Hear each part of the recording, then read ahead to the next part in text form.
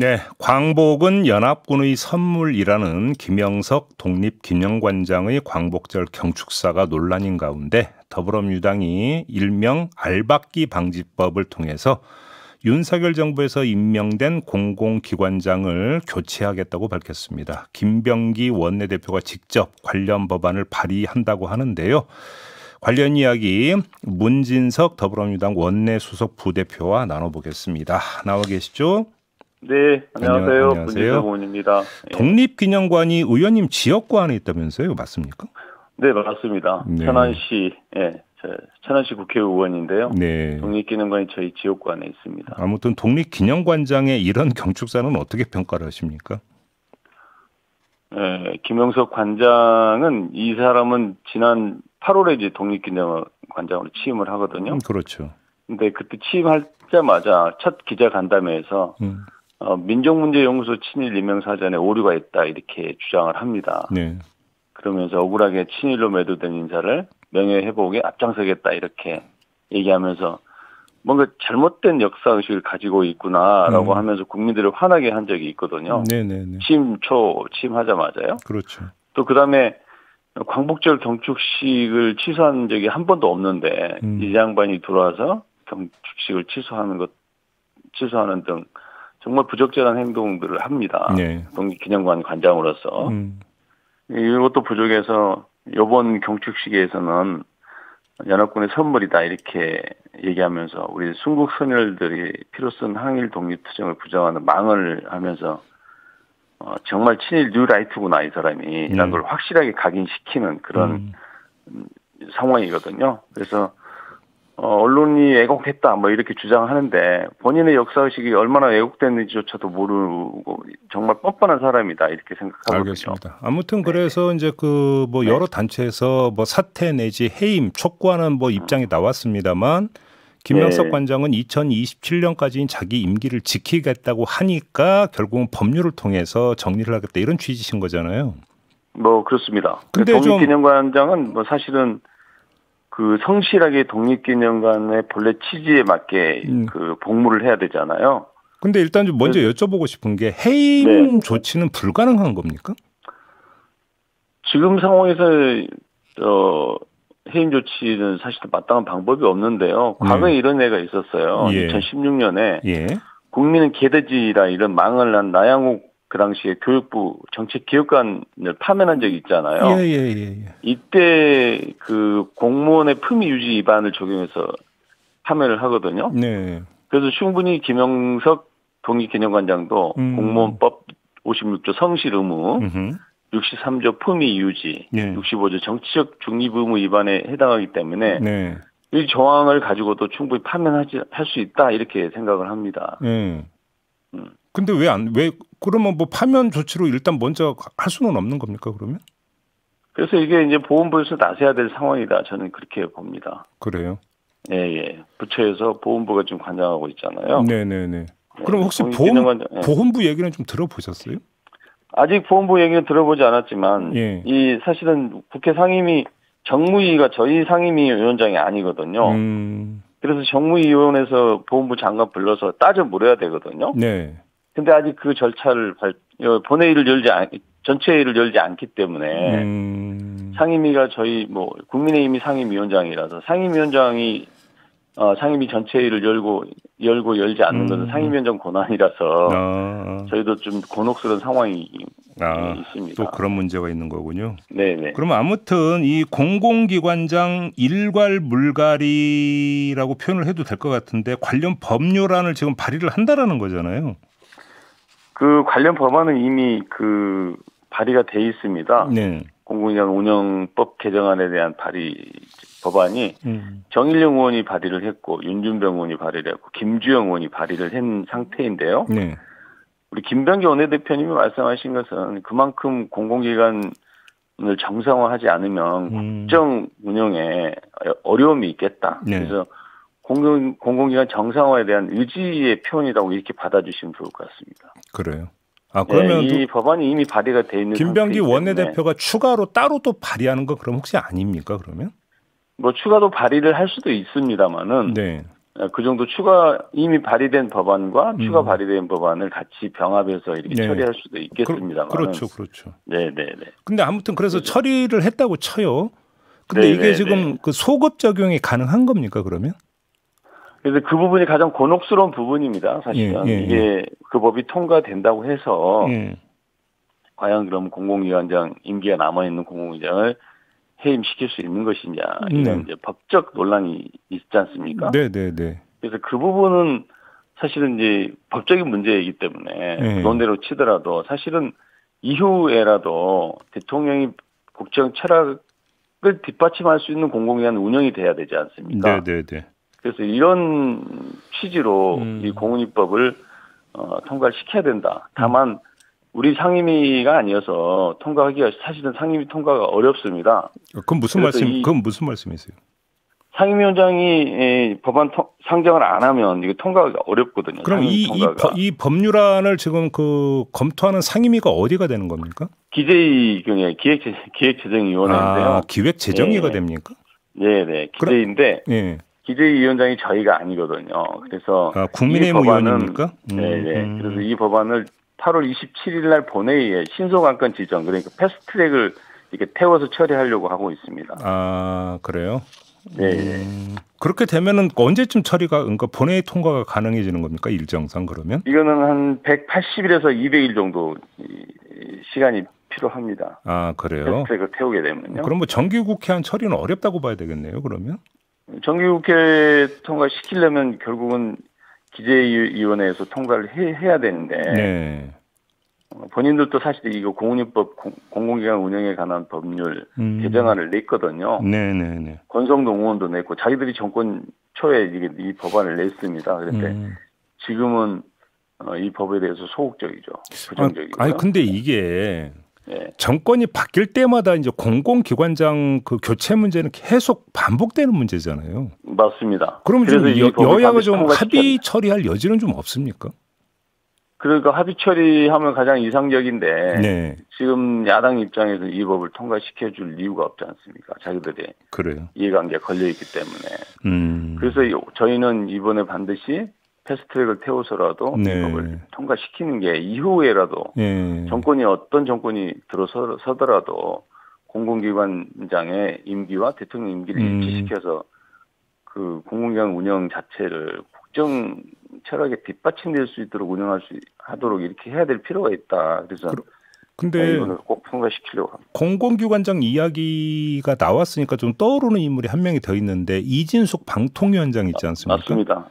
그러면 이진숙 방통위원장도 현재로서는 어떻게 뭐 할 조치가 별로 없다 이런 말씀이실까요? 그렇습니다. 과거에 그 환경부 장관이 기관장 해임을 강요하다가 사실은 직권남용으로 2년 반 동안 이 수용생활을 한 적이 있지 않습니까? 문재인 정부 때요. 그런 애가 있기 때문에 강제로 해임을 시킬 수 있는 상황이 못 된다 이렇게 보고 있습니다. 그러면 예를 들어서 지금 대전 유성경찰서에서 법인카드 유용 의혹에 대해서 수사를 하고 있잖아요. 네네. 그 수사 결과가 이제 뭐 범죄가 확실해지면 가능하겠죠. 만약에 그래서 기소가 이루어진다면 그때는 어떻게 되는 겁니까? 그러면 이제 해임시킬 수 있는 근거는 되겠죠. 근거는? 그래요. 또 그러니까 하나 확정돼야 됩니다, 사실은. 근데 지금 김현 의원이 임기를 종료시키려면 형이 확정돼야 되는데 기소됐다는 이유로 그 임기를 종료시킬 수는 없는 것이 우리 법 체계 아니겠습니까? 근데 이제 그 윤석열 정부에서 또 기소됐다는 것만으로 이제 교체한 적이 있어서 한번 질문 드려봤던 거고요. 네네네. 근데 그 김현 의원이 방통위를 좀 개편하는 법률안을 지금 준비를 하고 있지 않습니까? 네, 그렇게 알고 있습니다. 만약에 근데 이게 지금 제출이 되고 처리가 된다면 그때는 어떻게 되는 겁니까? 그렇게 되면 이제 새로운 방통위를 만들어서 그 기관을 방통위 기능을 아예 없애버린 기관을 없애는 방식으로 아마 진행된 걸로 알고 있는데요. 그렇죠. 그래서 그런 방식으로 진행이 된다면 법적으로는 크게 문제가 없다고 봅니다. 그렇게 되면 그때는 이제 그렇게 되면 근데 이제 그 법안은 혹시 당론으로 추진된 것이 여지가 있는지 당론보다는 의견을 지금 모으고 있다 당내에서 그렇게 그 법안에 대해서 여러 의견들이 있기 때문에 그럼 당론 추진 여부는 아직은 미정이다 이런 말씀이신 거고요. 그렇습니다. 아직까지는 당론 추진까지는 논의가 되지고 있지 못하다 이렇게 말씀드립니다. 알겠습니다. 좀 다른 문제로 넘어갈 텐데요. 본회의 내일부터 25일까지 여는데 이제 그 국민의힘 전당대회가 예정되어 있는 22일에는 본회의를 열지 않는다 이렇게 합의를 봤다는 소식이 있던데 맞습니까? 네, 맞습니다. 그러면 다른 원래 21일부터 24일까지 본회의를 이렇게 열기로 여야가 합의했거든요. 그런데 국민의힘 전당대회가 22일에 개최되기 때문에 야당의 본회의 표결권은 좀 보장해주자 이런 취지로 우리 당이 좀 양보를 해서 22일 오후는 본회의를 열지 않기로 이렇게 다시 합의를 했다는 말씀드립니다. 그러면 그래요. 그러면 그 22일 말고 다른 날에 지금 본회의에 올라가 있는 이래서 이제 방송 관련 법률 두 개도 지금 처리를 하고 해야 되는데 이건 이제 그 추진한 이제 본회의에서 처리한다 이런 입장이신 거죠? 그렇습니다. 그러니까 21일 날 오전 10시에 원래 이제 보통 본회의를 2시에 열거든요. 2시에 여는데 21일 날 오전 10시에 본회의를 개최하자. 그래서 추미애 법사위원장 선임 절차를 진행하고 그다음에 7월 임시국회에서 필리버스터로 표결하지 못한 방문진법 즉 MBC법을 이제 표결하고 나서 다시 EBS법에 대한 필리버스터가 이제 시작이 될 겁니다. 그러면 22일 오전 10시쯤에 필리버스터가 이제 종결이 될 것이고 그러면 이제 표결을 다시 하겠죠. EBS법을. 그리고 나서 이제 22일 오후부터는 이제 본회의를 열지 않고 23일 오전 9시에 다시 본회의를 열어서 노조법 2, 3조 개정안하고 알겠습니다. 상법 개정안을 이렇게 상정할 예정입니다. 지금 추미애 법사위원장 그 선출 이야기를 하셨으니까 추미애 법사위원장이 선출이 돼서 법사위원장 역할을 맡게 되면 바로 그 서울구치소 CCTV 영상이 있지 않습니까? 그 영상 그 제출을 의결을 할 것이다 법사위에서. 어제 전현희 의원이 이런 이야기를 했는데 맞습니까? 그렇게 지금 추진할 계획이십니까? 그렇게 진행될 것으로 예상합니다. 그렇게 보시니까 하고요. 하나 더 여쭤보겠습니다. 검찰 개혁 이 문제와 관련해서 이재명 대통령도 그렇고 김민석 총리도 그렇고 충분한 공론화가 필요하다. 내지 국민이 볼 때 졸속이라는 생각이 들지 않도록 꼼꼼히 가는 게 좋다. 이런 요지의 발언을 했는데 혹시 이걸 속도 조절을 주문한 것으로 해석을 해야 되는 겁니까? 저는 대통령과 김민석 총리 발언을 이렇게 보면 속도를 조절하자 이런 얘기보다는 우리 정부 여당이 책임 있게 책임 있는 개혁 조치를 하자 이런 취지로 보시면 좋을 것 같습니다. 그래요?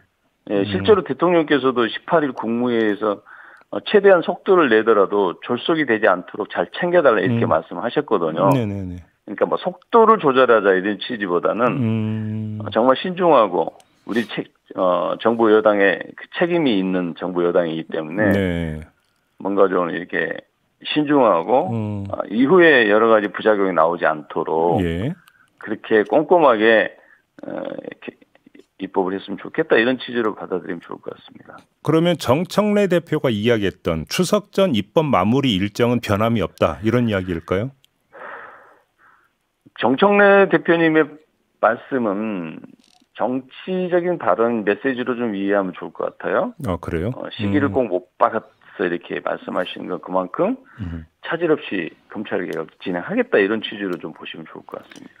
그러면 왜 이 질문을 드렸냐면 검찰 정상화 특위가 지금 26일에 검찰 개혁 최종안을 확정하는 회의를 열고 최종안은 당내 검토를 거쳐서 9월 3일에 공개한다 이런 일정표라고 하는데 만약에 이 일정표대로 진행을 한다고 하더라도 추석 전에 입법 완료는 좀 물리적으로 가능할까 싶어서 좀 여쭤봤던 거거든요. 그렇습니다. 입법이 완료되는 것은 좀 더 시간을 필요로 하지 않을까 싶습니다. 그래서 이제 추석 전에 완료라는 것은 얼개 그림을 추석 전에 국민들한테 선보이겠다 이런 취지로 있지 않을까 싶습니다. 그러면 추석 전에 입법 완료까지가 아니라고 한다면 정기국회 회기안의 입법 완료 혹시 이렇게 이해를 하면 되는 걸까요? 그러면? 그렇게 뭐 하여튼 뭐 그 시기를 정기국회 내 뭐 연말까지잖아요. 그렇죠. 그렇게 이제 어쨌든 정기국회 안에는 검찰 개혁에 대한 입법도 완료될 것으로 이렇게 예상은 합니다. 그래요. 그렇지만 이제 여러 가지 저희가 이제 입법을 하는 게 중요하지만 거기서 발생되는 여러 가지 부작용들을 최소화시키는 게 저희들이 책임 있는 자세 아니겠습니까? 예. 그래서 그런 부분들은 굉장히 신중하게 다양한 얘기를 들으려고 또 앞으로도 노력해야 될 것이 노력하고 알겠습니다. 지금도 노력하고 있다 이런 말씀 드리겠습니다. 하나만 더 여쭤볼게요. 국정기획위원회에서 이재명 정부 국정과제 1호로 지금 개헌을 꼽았잖아요. 네네. 그러면 어떤 당에서 개헌안 준비 들어가는 겁니까? 개헌안은 사실은 그동안 국회에서 많이 논의가 됐고 네. 거의 뭐 준비되어 있는 상태라고 해도 과언이 아니지 않습니까? 네, 다만 여야가 합의를 해야 하기 때문에 이게 큰 것부터 하게 되면 이제 합의가 잘 안 되고 처음부터 막히기 때문에 네. 정말 작은 것부터 시작하자라는 게 이제 우원식 의장의 저번에 그 7월 17일 날 제헌절 때 그 네. 우원식 의장의 제안이 있었는데 그 제안에 저희들도 전적으로 동의하고요. 네. 네, 순차적인 개헌을 하자 네. 이런 얘기를. 그러니까 순차적인 개헌이라는 게 이제 나오는 네. 2단계 개헌 그걸로 이해하면 되는 걸까요? 그런 겁니다. 예, 알겠습니다. 뭐 5.18 뭐 민주화운동 헌법 전문 수록이라든가 이런 것부터 좀 하자 이런 알겠습니다. 취지인데 저희들은 사실은 굉장히 적극적인데 네. 야당은 뭐 여러 가지 당내 사정도 복잡하고 또 개헌에 대한 어떤 그런 의지가 뚜렷해 보이지는 않습니다. 알겠습니다. 그래서 저희들이 만날 때마다 개헌특위 구성하자라고 의장님께서 얘기를 하시는데 네.